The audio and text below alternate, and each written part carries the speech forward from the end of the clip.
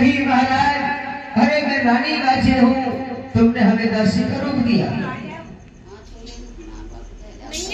अब तो महाराज ये काम करो, तुमने हमें दासी का रूप दे दिया, न जाना ना पहचाना, दोष लगा दिया। अरे भिर्जा लेनी है तो बाबा ले जाओ, और अगर नहीं लेनी तो यहाँ से निकल जाओ। सोई अगर ना समझ लेती ये पक्की दासी है, क्योंकि अगर रानी होती तो ऐसे शब्दों का प्रयोग नहीं करती। उसी समय बाबा अमरनाथ कहने लगे, मैया चलो भेजा तो हम तुम्हारे हाथ उसे ले जाएंगे, लेकिन जब तक आप हमें अपने गुरु के बारे में नहीं बताएंगी तब तक तुम्हारे हाथों से मैं भेजा नहीं लूंगी। क्योंकि आपके अगर गुरु है तो ठीक है, अगर गुरु नहीं है कि बुरे हो तो तुम्हारे हाथों से भेजा मैं नहीं दे सकता। बताया ए भैया, अरे पता है गुरु को नाम सुने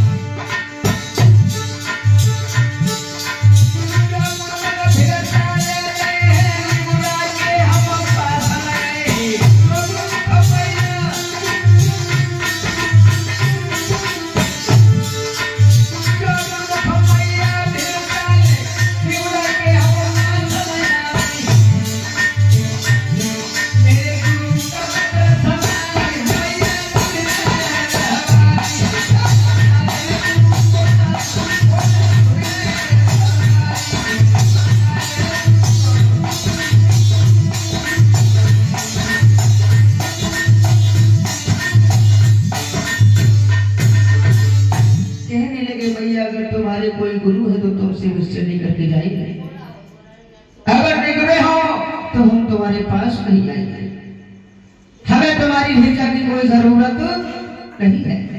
दासी बोली, महाराज तो माफ करना, हमने आज तक कोई गुरु नहीं किया, हम ये भी नहीं जानते कि गुरु का मतलब क्या होता है, गुरु कौन होते हैं।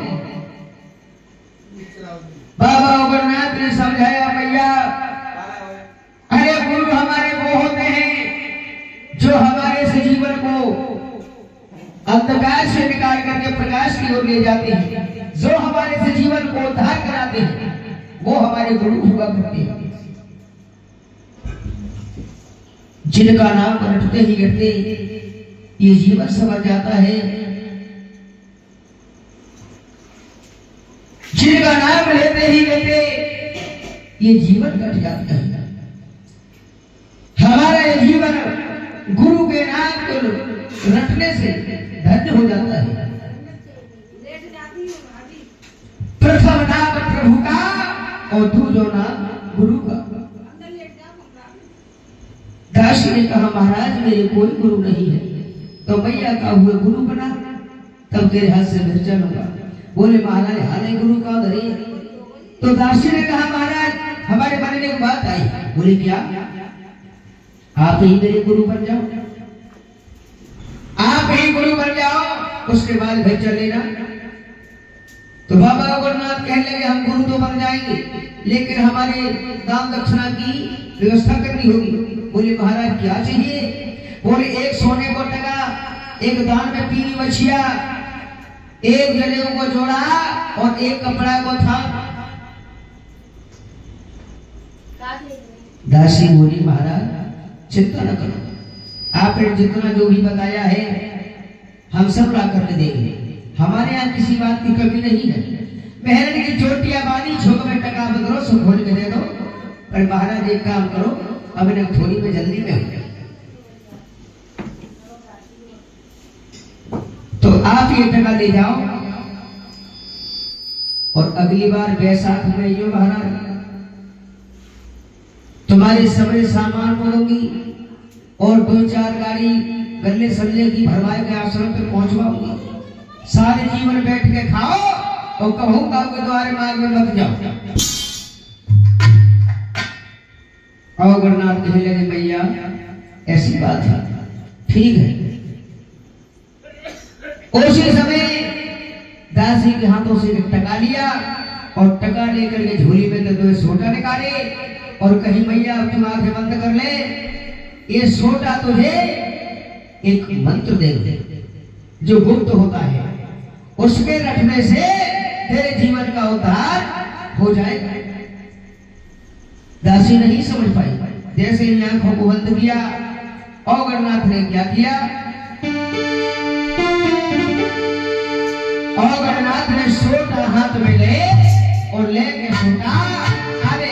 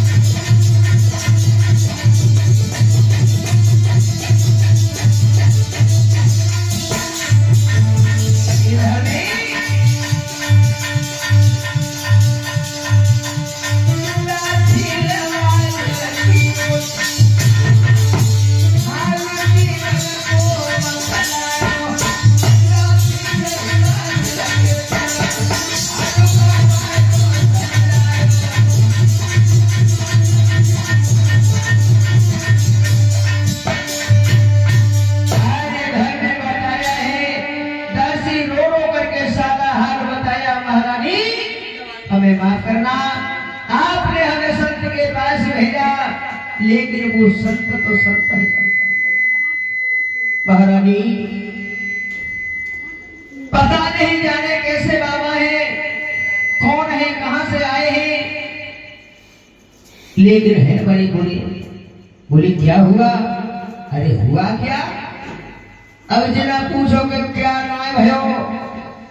अरे महारानी वो तो बाबा नाय, अरे वो कोई पागल संत है, काऊ देश को दानो है, अरे मगे पास जाकर सीताराम करो तो सोटा लेकर मार के पीछे भाग जाए। और ऐसे संत के पास तुमने हमें भेज दिया। महारानी देखो मेरे शरीर में कोई ऐसी जगह बाकी ना है जहां सोटे को निशाना हो, मार मार के छोटा अरे बाबा ने मुझे तो भरो कर दो। वो तो मैं भगी चली आई, अगर 2-4 मिनट और रुक जाती तो शायद एक मेरे प्राण ही ले लेते। तो मैया राशि में बोली ऐसा तो नहीं कि तुमने उस संत से कोई अपशब्द कहे हो कब सतगुरु को चेला तो मारे वो तो है। बोली महारानी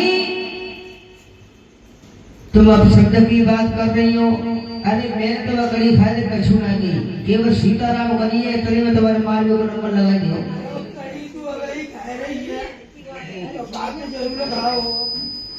तो मैया बातचीत समझ कि दासी ने बुरा भला कहा है, हो सकता है कोई सतगुरु को चेला हो।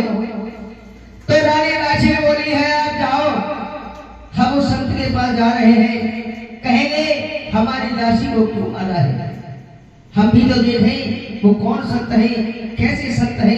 आज मैया भिरचा लेकर के जब रानी बाछी भिरचा को थाल सजाएगी और जैसे ही ओगरनाथ के पास पहुंची तो ओगरनाथ ने कहा मैया खड़ी हो जाओ। तो मैया रुक गई, बोली महारानी मैं तुम्हारे हाथ से भिरचा नहीं लूंगा। बोली क्यों?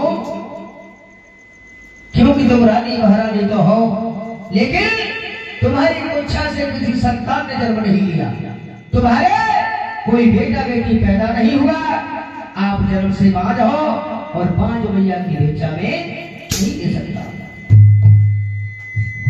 रानी राजा ने अपने मस्तिष्क को ठोका, मन ही मन में विचार किया, 80 को दूर को महात्मा इसे कैसे पता है कि मेरे कोई संतान नहीं है, क्या मेरे माथे पर लिखा है? लेकिन मैया के मस्तिष्क पे ही लिखा था कि इसके कोई संतान नहीं है।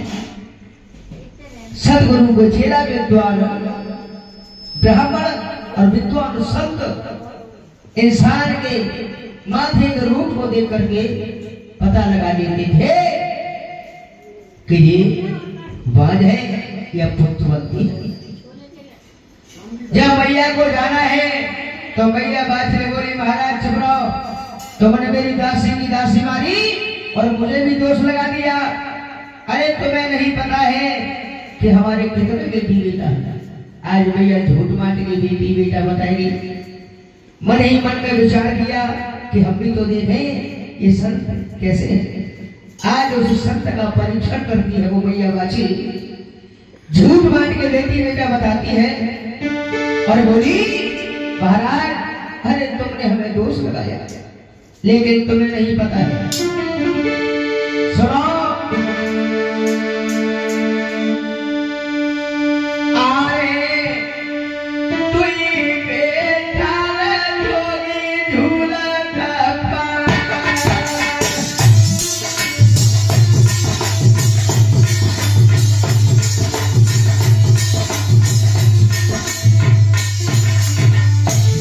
Yeah.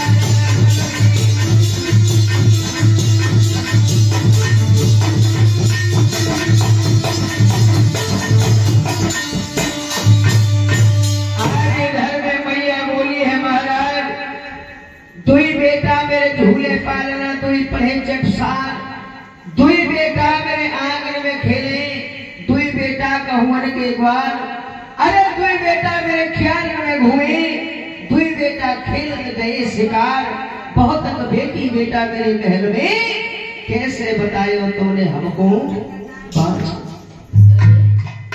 महाराज मेरे बहुत बेटी बेटा है। बाबा गणनाथ ने मन में विचार किया, जगदासी कभी झूठ बोलती, जे बाचे तो बहुत सौन मांगे है, जाने तो झूठ बोलने को। इधर में गणनाथ ने जवाब दिया, मां तुम्हारे इतने बेटी बेटा है, तो मेरा एक छोटा सा काम है, शायद अब पूरा हो सकता है। मेरे गुरु का सोमा यज्ञ संपूर्ण करने के लिए हमें एक चेला की कमी है। हमारे गुरु के 14 शिष्य हैं, अगर तुम्हारा एक बेटा मिल जाए तो भाई अपनो शिष्य बनाएंगे, उसे गुरु भाई बना करके और गुरु के पास ले जाएंगे, गया तीर्थ में पिंड भरवाएंगे, भैया गुरु का सोमा यज्ञ संपूर्ण कराएंगे और 12 साल के बाद तेरा बेटा हम लौटा के कोई वापस दे जाए। भैया तू अपने को बेटा हमें दे दे कुछ समय के लिए। तो भैया बोली, महाराज कैसी बात कर रही हो, अगर बेटा की जरूरत है तो फिर आ जाओ मेरे पीछे, चलो मेरे आंगन में बहुत बेटी बेटा है, तुम्हें जौन सा अच्छा लगे तौन सा एक लड़का ले जाओ। लेकिन महाराज 12 साल बाद लौटा नहीं। आज भैया के पीछे पीछे अमरनाथ चले, जब आंगन में पहुंचे तो भैया बात चले हाथ उठा दिया, बोले महाराज ये सब बेटी बेटा अपना ही है, तुम्हें जौन सा बेटा अच्छा लगे तौन सा एक ले जाओ। यहाँ की बात रहे, कथा की बात। भैया बादशाह ने कह दिया कि आंगन में जितने बेटी बेटा खेलने, महाराज जब जौन सा अच्छा लगे तौन सा मेरा बेटा ये ले जाओ। लेकिन जो पकड़ने को नाम आयो तो परोसने के बालक डर गए, कहीं रे भागो। अरे ये तो बच्चा चोर बाबा आयो है, झट पकड़े और सट झोली में डाल के ले जाएगो। अब तो मैया बादशाह की ऐसे वचन सुनी, पड़ोसने के बालक डर के और एक सबरे आंगन में थे। एक लड़का बैठो रहे, वो बड़ा ही कर सो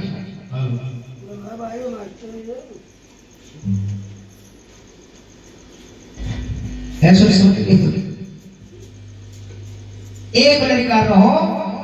सो बाबा औगरनाथ ने कही, यारे बादशाह के जाएगा, तेरे अपने से कान फाड़ कुंडल पहनाएंगे, संत महात्मा बनाएंगे, गया तीर्थ में ले जाएंगे, पिंड भरवाएंगे, गुरु का यज्ञ संपूर्ण कराएंगे और 12 साल के बाद लौटाएंगे तो वापस तेरे घर ले आएंगे।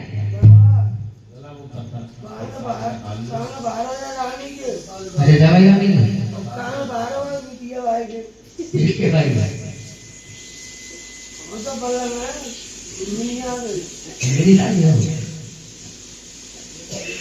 उसी समय चिमटा भाई को फाड़ो जे और ये 100 रुपये श्रीमान जी नींद आ रही दिल्ली गांव धरामई के रहने वाले हैं। धरामई 100 रुपये का दान महादान और वाली करेंगे शंकर पूरी सुनिए दरबार की। आज घर में बाबा की कथा का प्रसंग है। आज वो वाले कहने लगे, महाराज तुम काहे को सभी है नहीं हो, अरे काहे को बाबरे है रहे हो, ये मैया तुम्हें बेटी बेटा करके बता रही है, लेकिन तुम्हें नहीं पता। अगर जब मैया में बेटी बेटा होते तो आज ये मैया दुनिया वालों का, इस दुनिया के बोल न सहती, हमारे राजा सुराजी को छोड़ करके नहीं चले जाते। महाराज इस मैया ने तो बहुत बड़ा झूठ बोला है, इस मैया पर कोई संतान नहीं है। हम तो पड़ोसियों के बालक हैं, जो मैया नित्य प्रतिदिन सुबह स्नान ध्यान पूजा पाठ करने के बाद बड़े सुंदर सुंदर पकवान, बड़े सुंदर सुंदर भोजन बनाती है, भगवान का भोग लगा करके हम बच्चों को खिलाती है। तासे महाराज हम पड़ोसी के बेटा इस महल से बड़े ही प्रसन्न रहते हैं। लेकिन महाराज अगर कहने की बात है तो सत्य तो यही है, इतने दिन हो गए लेकिन सुमैया पर कोई बेटा बेटी नहीं है। महाराज आज बालकों के ऐसे वचन सुनने के बाद मैया बाछी को बड़ा ही अफसोस आया, बड़ी ही चिंतित हो जाती है मैया बाछी, घुटनों के बल बैठ जाती है, अपने सर को छिपा करके रोने लगती है और रोगरनाथ से कहा है, महाराज हमें माफ कर देना जो हमने तुमसे झूठ बोला। लेकिन सत्य तो यही है कि मेरी शादी को लगभग 12 साल होने के लिए जा रहे हैं। मेरे गर्भ से मेरी जब कुच्छा से बिटिया बेटी ने जन्म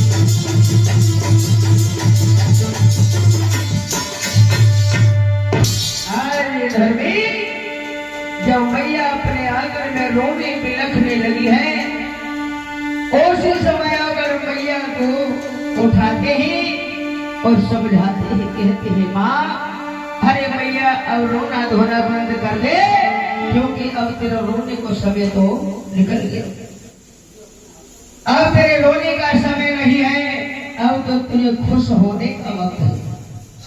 भैया अब तो तेरा समय पलटा ले गयो, तेरे दुख के दिन टल गए, अब तेरे नी के दिन आए, क्योंकि तेरे आंगन में बाबा अवरनाथ खड़े हैं और तेरे बाग में बाबा गोरखनाथ बैठे हैं। 14 से चेलन की जमात लगी है। अरे माँ खजूरी बन के बाबा गोरखनाथ तेरे बागों में पधारे हैं, तेरे सूखे बाग हरे भरे बनाए, जहर पानी मीठे कर डाले। अब मैया संत भूखे प्यासे हैं, 125 मन के खीर खाड़ के भोजन तैयार करवाओ और मेरे इस तोमा में भरवाओ। आज तोमा लेकर के अवगरनाथ ने उस आंगन में रख दिया, कहीं मैया अब तो 125 मन के खीर खाड़ के भोजन इस तोमा में बनवा करके धरवा दिया। उसी समय जब बाबा गोरखनाथ का नाम मैया बाछी ने सुना, धन्य हो गई, धन्य है प्रभु, धन्य है मेरे बाबा, जो खजूरी बन के नाथ नाथों के नाथ बाबा गोरखनाथ पधारे। आज मेरे वर्षों के बड़े सूखे बाग हरे कर डाले। तो मैया मन विचार करने लगी कि अब मैं अपने जीवन में आए हुए समय को नहीं त्याग सकती। बताया है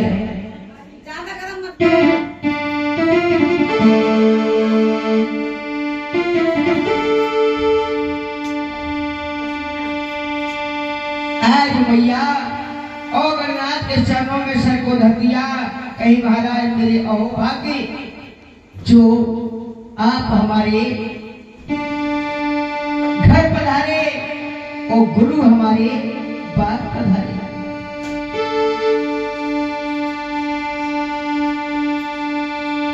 मैया मन ही मन में विचार करती है और ये सत्य है कि ऐसे संतों के दर्शन मनुष्य के जीवन में होना बड़े ही सौभाग्य की बात है। बताया है विद्वानों ने लिखा भी है कि संत शिरोमणि द्वार द्वार पे और कभी किसी के न जाते। ऐसे सतयुगी महात्मा उस इंसान के बड़े ही सौभाग्य है जिसे ऐसे संतों के दर्शन होता है कि संत शिरोमणि द्वार द्वार पे और कभी किसी के न जाते।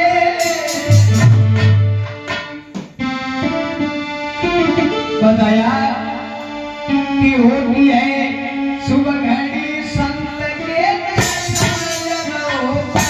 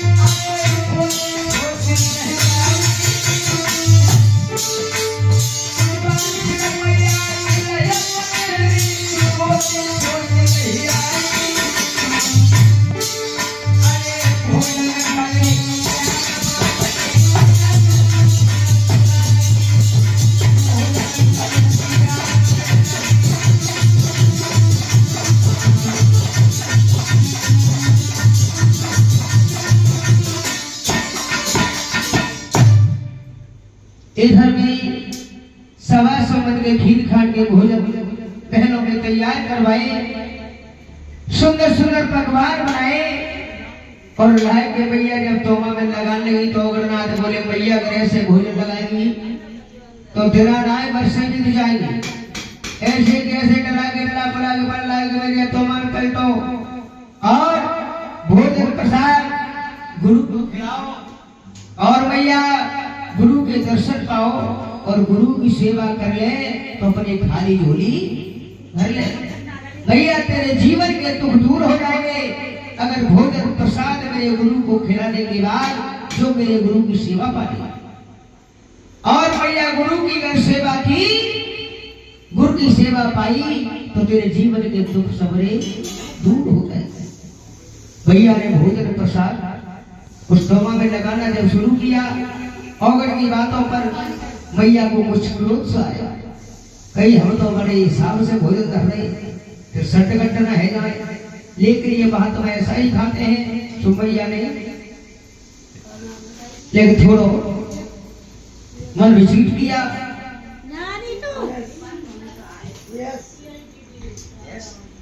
हाँ बुआ, अरे ज्यादा गर्म पानी मत कराइयो मम्मी से। हेलो, अरे ये आवाज बड़ी हो। ओ सत्तो, हाँ ज्यादा गर्म पानी ना करे गुनगुन कर दे बस।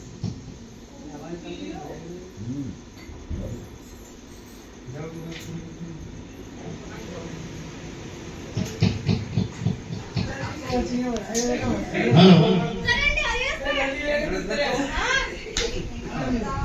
ये करंट आ रहा है। अबे काय आने कौन सा की भाई? अरे भैया, अरे रंजा तू सुन ले। वो आरती को करंट लगा। ए, आरती लगी। वो मना कर दिया, मना कर रहे हैं। मत करिए आरती को। भैया, अभी मोला आएगा देखो। अरे भैया, वो आपको नहीं मारो। आवाज बढ़ाएंगे। अरे इधर से गिलास लिया जा के पूरे मार के गांव में पड़ा जूस कराएगा देखिए। इन्हें पहले हेलो, थोड़ा थोड़ा करके पी लो ना, ऑनलाइन चला और ये 50 रुपये यश भैया बाबा जाने वाले लेते जाने में 50 रुपये लगा देते हैं। बाबा इसी प्रकार से भंडार बनते हैं। बोली सच्चे दरबार की। ये इधर में बाबा की कथा का प्रसंग है।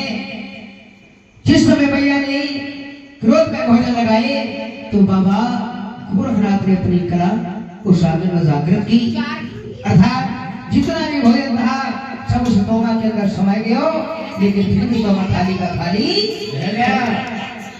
भैया बाजी बोले महाराज तुम्हारा तोमा फूटो है। बोले भैया मेरा तोमा ना फूटो, तेरा भाग्य फूटो।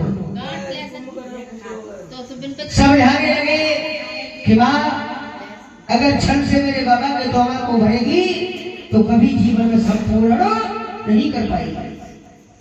भैया छल कपट को त्याग ले, जा 1.25 पाव चावल के खार से मेरे तोमा को संपूर्ण कर दे। भोजन प्रसाद गुरु को लेकर के और बाद में गुरु की सेवा कर ले तो भैया तेरे समय दुख दूर हो जाएगी। आज अपनी गलती की क्षमा याचना करते हुए मैया बादशाह ने 1.25 पाव चावल का थाल तैयार करवाया और उसी थाल से भोजन जब तोमा के अंदर रखा तो आज बाबा गुरु की कृपा वो तोमा उस थाल से ही संपूर्ण हो जाता है। आज मैया बादशाह ने गोविंदा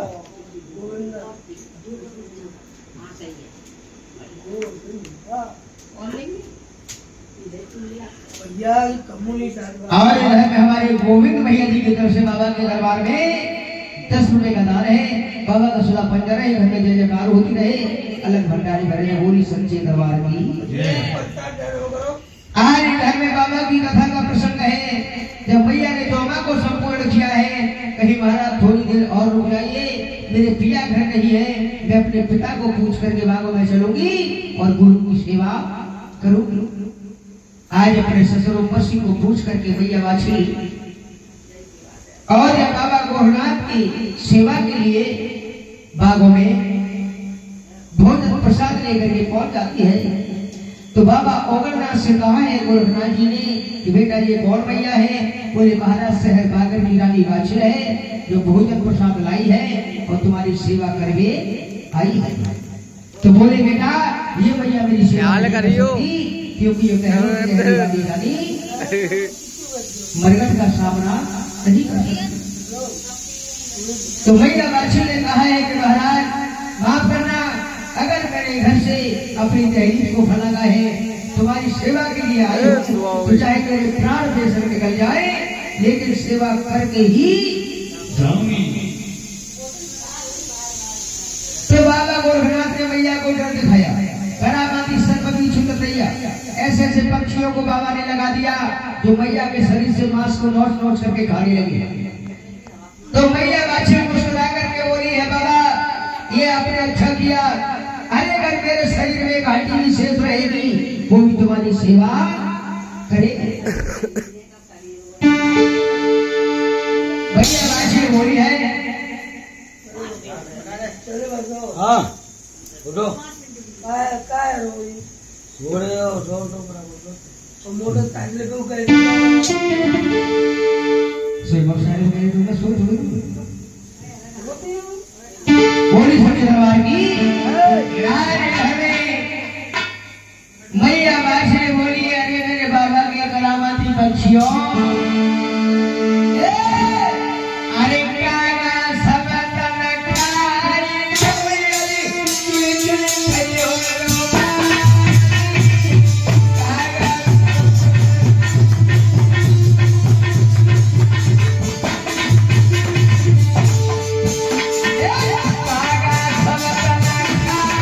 Oh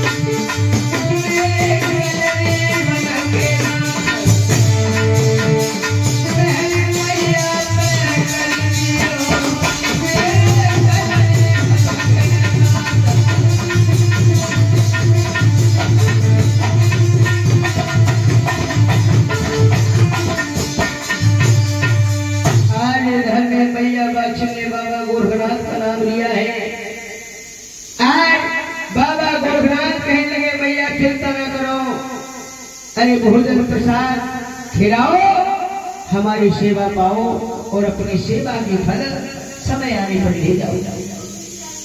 14 से पत्रावली तैयार की। मैया मैया की दासियां पत्रावली बना बना करके संतों को भोजन प्रसाद करा रही है।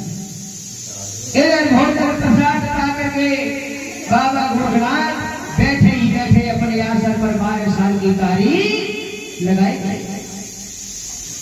जब बाबा गोरखनाथ ने देखा तो मैया बाछी की तरफ इशारा किया कि मेरे गुरु अब तो समाधि में लीन हो गए, अब तो मैया मेरे बाबा की आंखें खुल जाने तक का इंतजार करो और अपनी सेवा पर कायम हो जाओ, गुरु की सेवा करो। जिस दिन बाबा की आंखें खुल जाएगी तारीख तुम्हें तुम्हारा मेहनत का फल मिलेगा। इधर में मैया बाछी बाबा गोरखनाथ के खड़का की अपने पल्लू से याद होने लगी, अर्थात गुरु की सेवा पर मैया खड़ी हो गई। बाबा गोरखनाथ की सेवा कैसे की, किस प्रकार की और कब तक की? आज मैया गुरु की सेवा में मगन हो गई। इधर बाबा गोरखनाथ जी समाधि में लीन हो जाते। इधर में सेवा करते करते मैया को दिन व्यतीत होने लगे। दिन के बाद महीने को नंबर आयो और महीने के बाद साल को नंबर आएंगे।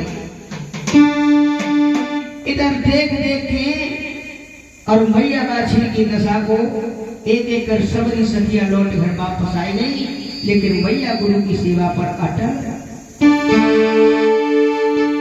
कन्हैया करके बाबा की सेवा संपूर्ण करती है वो मैया। बताया है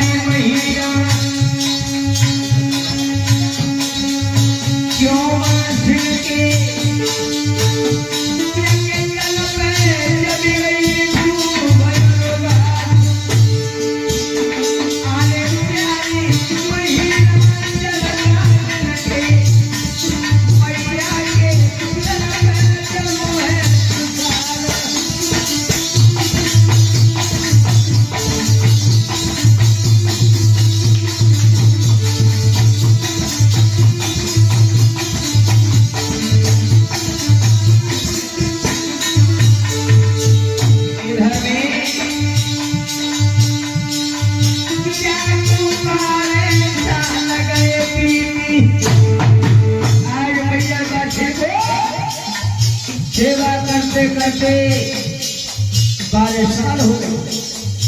12 साल में मैया के शरीर से दीमक लग गई और उस दीमक ने मांस को तो खा लिया। उस मैया के मांस को माटी बना दिया। रानी बाछे को एक माटी को मटूला बाग में बन गयो। इतनी तपस्या मैया बाछी ने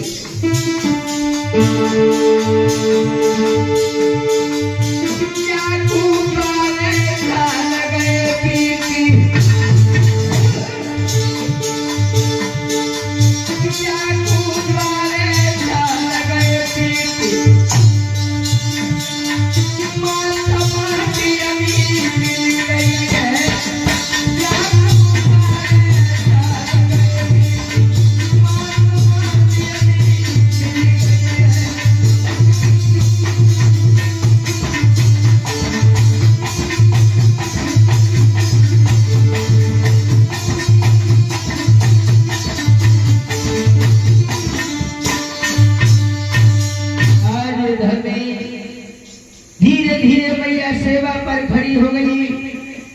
दिन व्यतीत भये, दिन व्यतीत भये, दिन महीना साल और साल में गई सालें लग गई। 12 साल हो गई। लेकिन मैया बाछे सेवा करते करते वह माटी में समा गई। एक माटी का टीला बन गया। इधर बताते ही कि 12 साल में 3 दिन बाकी रह गए। सोई बाबा गुरुनाथ की दारी खुल गई। 12 साल में 3 दिन शेष रहे। बाबा की तारीफ हो जाती है। इधर में जैसे ही बाबा गोरखनाथ की आंखें खुली तो सर्वप्रथम नाम मैया बाछी को आयो। कहीं बेटा औगरनाथ वो मैया नजर नहीं आ रही है जो मैया हमारी सेवा करने को आई थी। औगरनाथ ने कही महाराज महीना 2 महीना 6 महीना तो हमने देखी, खूब सेवा करने वाले तन मन सो, लेकिन तुमने आंखें बंद कर ली। सोई 6 महीना पीछे हमारे को आंखें बंद कर ली। हम भगवान के भजन में मगन हो गए। लेकिन कछु समय बाद हमारी आंखें खुली तो हमने चेला तो सब पाए लेकिन मैया बाछी को नहीं पाया। तो हमारे मन में तो शायद यही आता है कि मैया सेवा करती रही लेकिन जब तुम ना जगे तो शायद हो सकता है कि मैया लौट अपने घर को चली गई हुई।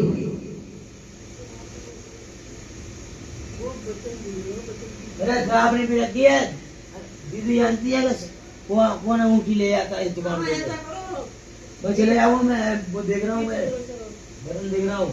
कोई गएंगे अच्छा तो ना रखे बटन तुम्हारे कोई मिल जाएंगे बटन तुम ऐसे मिल जाएंगे। मैं ढूंढ लूंगा। अरे भाई 60 रुपए बटन होते कोई कागज आते पहले बटन जी हम फिल्म भी बनाते हैं, जब बनाते हैं फिल्म भी बनाते हैं, हमारे नाम ही बोलता है। बैरा थाने रहता हूँ और जो जानते हैं वही जानते हैं। और हर काम को डर लगता है, शास्त्री भी नहीं आता है। अब हिरण की बात करते हो।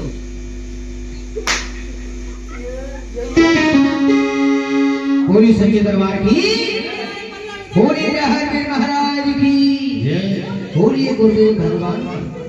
कहाँ पर बोल रही है? यहाँ का यार है इधर चलो इधर। अरे जल्दी आने क्यों परेशान कर रही हो? अरे भैया अपने घर जा।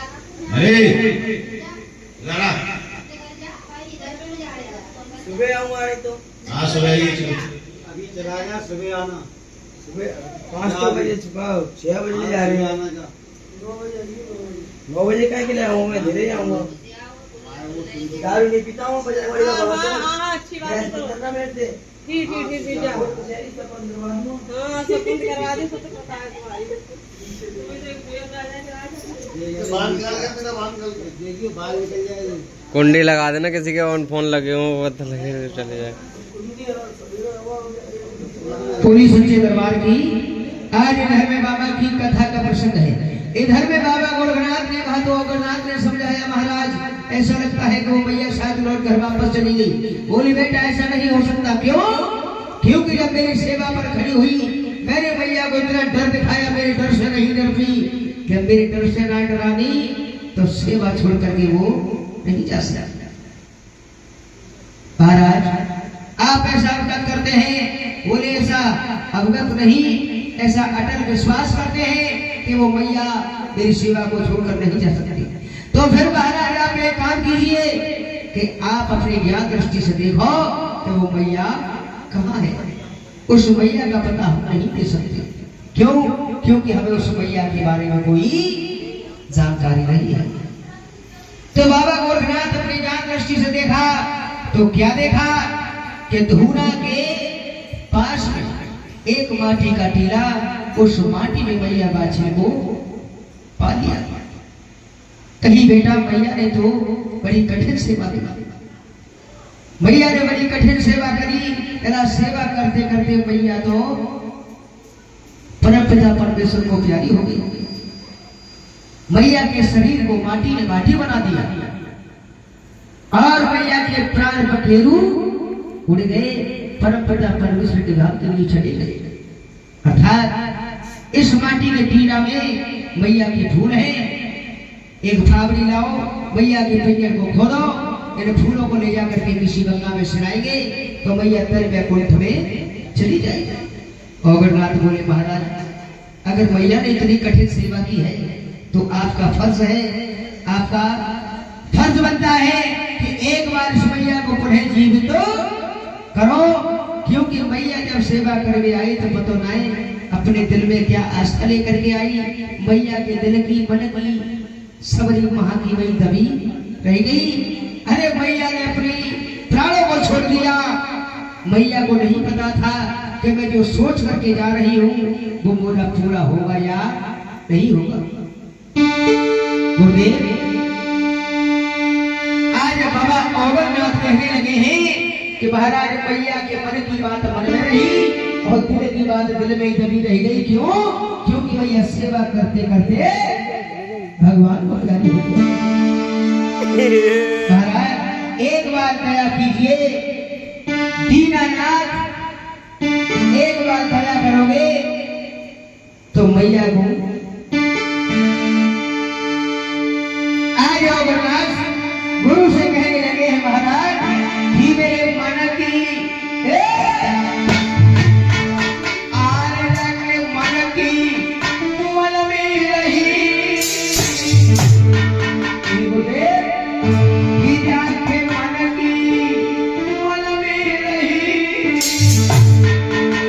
पूरी ना मैया सदुखिया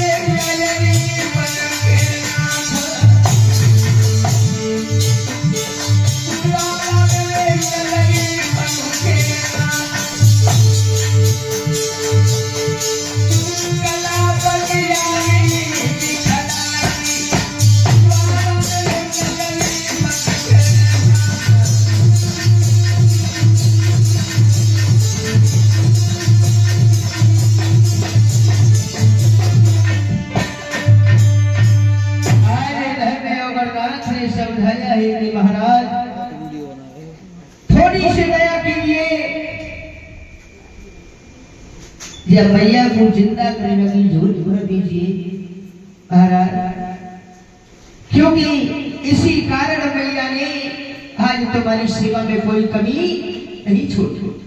सेवा करते करते आज मैया ने अपने प्राणों का भी